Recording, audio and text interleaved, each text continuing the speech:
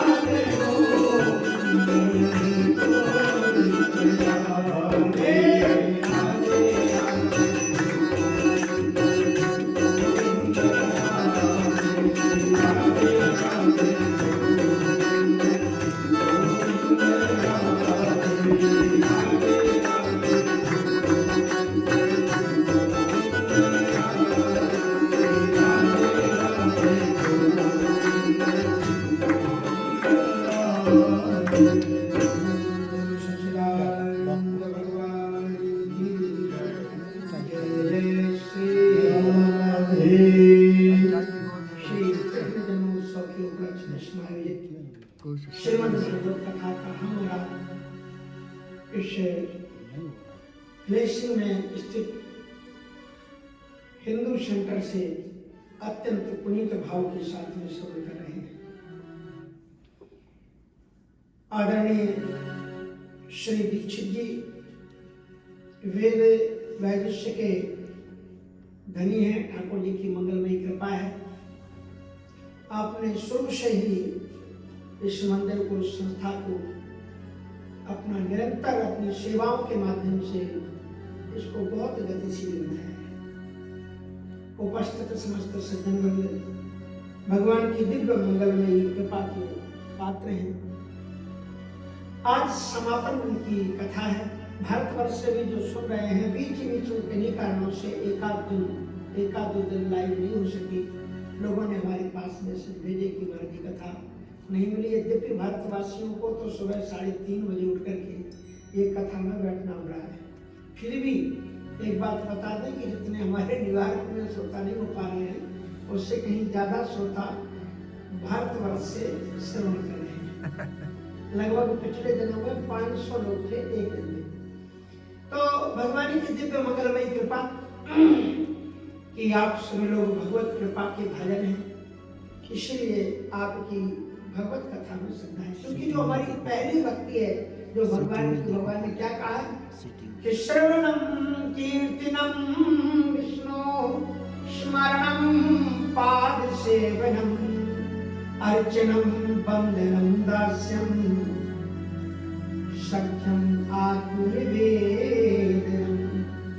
पहली जो भक्ति है वो क्या है? भगवत कथा श्रवण। इसलिए कपिल देव जी ने जो माता देवहूति जी को उपदेश दिया है, उसमें क्या कहा कि भक्ति जीवन में कैसे आई? कहते मद गुण श्रुति मात्रेण मयि सर्वे गुहाशये मनोगति रविच्छिन्ना यथा गंगा विश्वोदधौ। इसके लिए कथा सुनो। मद गुण श्रुति मात्रेण मयि सर्व गुहाशये। मेरी कथा श्रवण करने मात्र से जो कण कण में व्याप्त परमात्मा है, मयि सर्व गुहाशये मनोगति, आपका हृदय पिघल जाएगा। और पिघला हुआ मन जैसे हिमालय पिघलता है, तो गंगा बन करके धरती पर प्रवाहित हो जाता है, पिघलता है, पिघल करके धरती पर प्रवाहित हुए और फिर अवचल धारा कल छल छल करते हुए कहाँ जाती? समुद्र की। उसी तरह से भगवत गुणगणों को श्रवण करके जब आपकी भगवान में भक्ति होगी तो आपका मन भी द्रवित होकर के क्या होगा? भगवान की ओर आपके मन की गति प्रवाहित होगी। इसी का नाम भक्ति। कल आपने अत्यंत दिव्यतम सुदामा जी का चरित्र श्रवण किया, बड़ी दिव्यतम कथाएं हैं। बाद में ये वर्णन आता है कि एक बार बहुत भयानक सूर्यग्रहण था। ऐसा समझ लीजिए, श्रीमद् भागवत में लिखा हुआ अथैकदा द्वारवत्याम वस्तु रामकृष्णयोः सूर्योपरागासु महानासी कल्पक्षय था। मानो कि प्रलय काल आ गया हो। तो जिस प्रकार से चंद्रयान पर काशी जी में स्नान का महत्व है, काशी में जाने का महत्व है, उसी प्रकार से सूर्य ग्रहण के अवसर पर कहाँ जाया जाता है? कुरुक्षेत्र। समस्त द्वारकावासी, समस्त यदुवंशी, देश देशांतर के लोग सब पासपोर्ट चाहिए सर। श्री वसुदेव जी आए हैं, देवकी जी आई हैं, भगवान कृष्ण हैं, बलराम हैं, चैत्यवंशी सब, दुर्योधन और अक्रूर, कृतवर्मा, जितने भी सब बड़े युधिष्ठिर, धर्मराज और पांडव भी वहाँ पर पधारे हैं। द्रौपदी जी भी वहाँ आई और त्रैणी नंद बाबा भी वहाँ आई। समस्त ब्रज सखियां जो ब्रजांगनाएं थी वो भी सब उनके साथ में, सब परिकर को लेकर के वहाँ आई। श्री वसुदेव जी महाराज ने बहुत बड़ी व्यवस्था वहाँ की, पंडाल लगवाए हैं, सबके लिए व्यवस्थाएं की और सब एक दूसरे से बहुत दिनों बाद मिलते हैं। तो जब मिलते हैं तो कुशल मंगल, मेला खेलने में मिलते हैं तो कुशल मंगल पूछते हैं। उसी तरह से जब ये नंद बाबा को ये पता लगा कि श्री कृष्ण और बलराम भी आए हैं और श्री कृष्ण और बलराम को पता लगा कि नंद बाबा यहाँ आए, 100 वर्ष के बाद में उनकी मुलाकात है। नंदस्तत्र यदून् प्राप्तान् ज्ञात्वा कृष्णे पुरोगमान् तत्रागमद्भृतो गोपैः हिरणस्थार्थैर्विवेक्षया। उनके दर्शनों के दृश्य नंद बाबा, उपनंद आदि द्वार वाला सब तम दृष्ट्वा विष्णयो हृष्टाः तनव प्राण विमोहिताः। नंद बाबा को देख करके जो यदुवंशी थे इतनी प्रसन्नता हुई मानो कि उनके प्राण आ गए। और परिखस्वदे गाढ़म प्रिय दर्शन लिखा था। नंद बाबा को ऐसी श्री कृष्ण दर्शन की लालसा पैदा हुई जैसे प्रियतम को भगवान श्री कृष्ण जी से बहुत पुरखावली के साथ मिलते, विह्वलता के सब एक दूसरे पर कुशल मंगल समाचार पूछते हैं। संक्षिप्त में ये कथा का अगर विस्तार किया जाए तो ये कथा के लिए ही एक दिन चाहिए। किसने किससे क्या क्या पूछा, बड़े विस्तार की बात है। श्री द्रौपदी जी महारानी वहां गई जहां भगवान कृष्ण थे और कृष्ण की 16,108 रानियां थी, उनके बीच में सबको उन्होंने प्रणाम किया है और उन्होंने कृष्ण प्रिया, कृष्णा नाम हो गया है द्रौपदी का कृष्ण के भक्त होने के कारण, इसलिए कृष्ण पत्नियों ने बड़े स्नेह से उनका आलिंगन किया है, बीच में बैठाया है, आदर किया है। द्रौपदी जी ने बड़े भाव विह्वलता के साथ में जब प्रश्न पूछा, माताएं जब बैठती तो फिर तो पूरी बातें होती, घर से लेकर के जन्म से लेकर के अंत तक की पूरी बातें कर लेती। माताओं में और पुरुषों में यही फर्क होता है कि एक ही गाड़ी में एक ही सीट पर फ्लाइट में 2 पुरुष बैठे रहे, पूरा सफर हो जाएगा 24 घंटे का, लेकिन ये नहीं पूछ पाएंगे भैया तुम्हारा नाम क्या है। लेकिन माताओं को अगर आधा घंटा भी मिल जाए बगल में खड़े होने का तो पूरी जन्म कुंडली का पता लगा लेंगी, कहाँ आप जन्मे और कहाँ कैसे हुए, कहाँ पड़े, पूरी पता लगे। ये विशेषता, ये प्रेम होता है, विवरता। द्रौपदी जी उनके बाद में आई, उनसे हाथ जोड़ करके पूछी, एक प्रश्न करो, हाँ करो, आप तो कुछ भी प्रश्न कर सकते। तो हे मैधर व्यक्तितो भद्रे, हे जाम्बवती कौशिले, हे सत्यभामे कालिंदी, सेव्ये रोहिणी लक्ष्मणे। ये जो भगवान कृष्ण की 8 पटरानियां थी उनके नाम लिए उनसे पूछा है, हे कृष्ण पत्नी एतन्नो भूतो भगवान स्वयं उपयेमे यथा लोकम अनुकुर्वन् सुनो। हम आपसे ये पूछते हैं कि भगवान श्री कृष्ण की प्राप्ति आपको कैसे हुई, भगवान श्री कृष्ण आपको प्रियतम के रूप में कैसे मिले, कितनी आप सौभाग्यशाली हैं। यतपाद पांसुर बहुजन कृच्छतो दत्तात्मभिर्योग विरपलभ्याः, जिनके पावन पादार बंदों की रज प्राप्त करने के लिए बड़े बड़े अमलात्मा विमलात्मा योगी सत्पुरुष संत लोग प्रयत्न करते हैं, प्राप्त नहीं कर पाते, वे तुम्हें प्रियतम के रूप में कैसे मिल गए। आपने ऐसे कौन से सुकृत किए, कौन से पुण्य किए कि भगवान आपको पति के रूप में मिले। ये साधारण बात तो नहीं, तो बड़ी सुंदर बात श्री रुक्मिणी जी बताती है। प्राज्ञाय देहि कृतवम, उन्होंने पूरी अपनी कथा बताई कि भगवान किस प्रकार से गए और शिशुपाल वर्ण करना चाहता था, लेकिन जिस प्रकार से बकरियों के बीच से सिंह अपनी प्रियतमा को उठा करके ले जाता है, उसी तरह से भगवान सबका मान वर्णन करते हुए हमें लेकर योगी और प्रमाण बुलाए, सबका मान वर्णन। सुंदर कथा। अच्छा देखो, कभी कभी लोग आज के जमाने में भेदभाव बहुत फैलाते हैं, संप्रदायवाद, कि ये हमारा देवता है, वो तुम्हारा देवता है, तो ये देवता छोटा है, वो देवता छोटा है, तो राम जी 12 कला के अवतार थे, कृष्ण जी 16 कला के अवतार थे, श्री कृष्ण जी पूर्ण ब्रह्म है, राम जी तो कुछ नहीं है, राम जी तो क्रोधी थे, वो सीता जी को घर, कई बातें प्रश्न करती। लेकिन श्रीमद् भागवत में देखो राम जी का कितना आदर है। तो इसमें जो जाम्बवती है, जाम्बवती माने जाम्बवंती की पुत्री, जानते हो उनके साथ भगवान का जाम्बवती के साथ में 28 दिन तक युद्ध हुआ। बाद में जब वो पहचान गए तो राम है, तो फिर अपनी बेटी को जाम्बवती को समर्पित कर दिया। जाम्बवती जी अपनी कहानी सुनाते हुए कहती हैं कि प्राज्ञाय देहि कृतवम निजनाथ देवम सीता पतन प्रणव हान्यम नाम विद्युत। मेरे पिताश्री ने, जाम्बवती जी ने भगवान कृष्ण को साधारण मनुष्य समझ करके उनके साथ में 28 दिन तक युद्ध किया, भीषणतम युद्ध चला। क्योंकि त्रेता में क्या हुआ था कि त्रेता में जब राम जी रावण का युद्ध जीत करके आए और अयोध्या में आकर के राज सिंहासन पर बैठ गए, तो सबसे कहा कि जो भी आप लोगों की इच्छाएं हो मांग लो। ये चीज मेरे को शेयर करिए आज। तो सबने अपनी अलग अलग चीजें मांगी। जब खत्म होगा ना, ठीक। तो जब जाम्बवती जी से कहा आपकी भी कोई अभिप्सा हो तो मांग लो, तो जाम्बवती जी ने कहा कि क्या है ना कि मैं राम रावण युद्ध में लड़ा पर मजा नहीं आया, रावण को मैंने 1 लात मारी और बेहोश होकर के गिर गया, इसलिए मेरी इच्छा पूरी नहीं हुई। मेरी ये इच्छा होती कि थोड़ा आपसे हमारे 2-2 हाथ हो जाए, राम जी से हुई।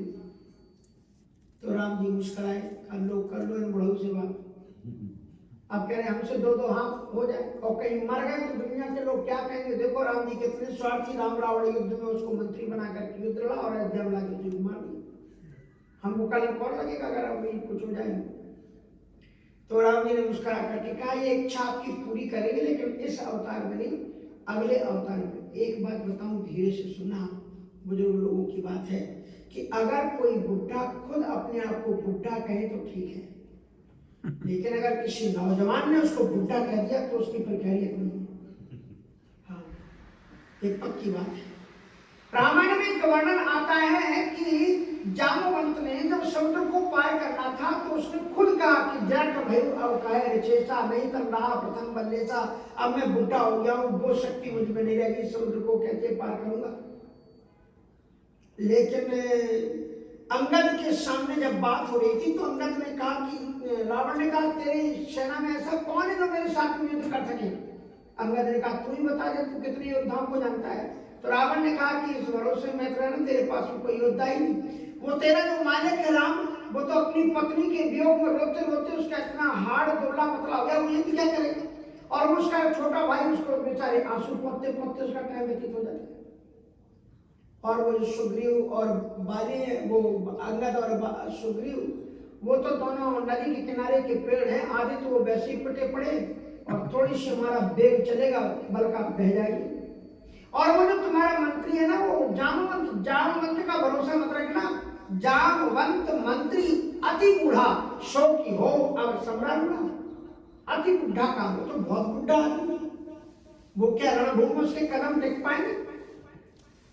और इसलिए, और ये बात किसी ने जामवंत जी को बता दी कि रावण ने खिल्ली उड़ाई। बोले क्या कहा? बोले अति बुढ़ा बहुत बुढ़वा कह दिया था। आने दो उसका नौजवान बेटा तब बताएंगे। और महाराज जब मेघनाथ आया तो मानस मेघनाथ की छाती पड़ा, घुर्म व्याकुल स्वर्गाती। मेघनाथ को एक ही थप्पड़ में गिरा दिया। तो वही जामवंत जी महाराज कहते हैं कि महाराज उनका कृष्ण जी के साथ में युद्ध हुआ। कितने दिन तक युद्ध हुआ? उनकी इच्छा को पूर्ण करना था। 27 दिन तक युद्ध हुआ और 28वें दिन के युद्ध में 28 नक्षत्र होते हैं। 28 दिन के युद्ध में ऐसी मुष्टिका का प्रहार किया कि हड्डी हड्डी हिल गई और उन्हें भगवान का दर्शन हो गया। श्रीमद् भागवत में जामवंत जी महाराज ने बड़ी सुंदर प्रार्थना की है। यस्य सिद्धि कलितरोष कटाक्ष मोक्षै वर्तमान सतचुमितिन कृतिमिंगेरोधि शेतु कृता स्वयस उज्ज्वलिता चलंका रक्षांश भूमि पे विशोक्षितानि। जब हड्डी हड्डी हो गई तो सामने कृष्ण खड़े हुए और क्या कह रहे हैं? धन्य मैं अपने राघवेंद्र सरकार का दर्शन कर रहा हूँ। आप वही राम हैं त्रेता में जो राम बन करके आए थे, जिनकी भ्रुकुट को टेढ़ा करते ही समुद्र में ज्वार भाटा पैदा हुई थी, जिनके नाम लिख देने से समुद्र में पत्थर तैर गए थे, जिसके यश की अग्नि में संपूर्ण लंका धू धू करके जल करके खाक हो गई थी। आप वही राम हैं। जामवंत जी ने किसको याद किया? राम को याद किया। सामने कृष्ण खड़े हैं, राम को याद किया। और यहाँ जब उन्होंने पूछा द्रौपदी जी ने कि आपका कौन सा सौभाग्य है जो तुम्हें भगवान श्री कृष्ण जी मिल गए, तो कहते हैं कि मेरे पिताजी ने प्राज्ञाय देह कृतमम निजनाथ देवम सीता पतिम तृणव हान्य विनापित। मेरे पिताजी, पूज्य पिताजी ने साधारण मनुष्य जात करके अपने ही स्वामी के साथ में युद्ध कर डाला, जो उनके इष्ट देव थे राम के साथ में। और बाद में जब एक मुष्टिका का प्रहार किया तो वो गदगद हो गए और फिर उन्होंने मुझे सीतापति को दे दिया। श्रीमद् भागवत का श्लोक कहता है और कहते हैं कि प्राज्ञाय देहि कृतमो निजनाथ देवम सीता पतन तृणव हान्य विनापित। और इस प्रकार से मैं सीतापति श्री राम को मैंने वर्णन कर सकी है। सभी ने अपने अपने सौभाग्य का वर्णन करते हुए अंत में जो 16,000 थी उन सभी ने एक साथ क्या कहा है मालूम? उन्होंने आंखों में आंसू भर करके कहा कि हमारे अपने तो कोई सुकृत नहीं है कि हम गोविंद को प्रीतम के रूप में पा पाते। ये इनकी खुद ही कृपा है जो इन्होंने मुझे वर्णन किया। लेकिन हम चाहते क्या है?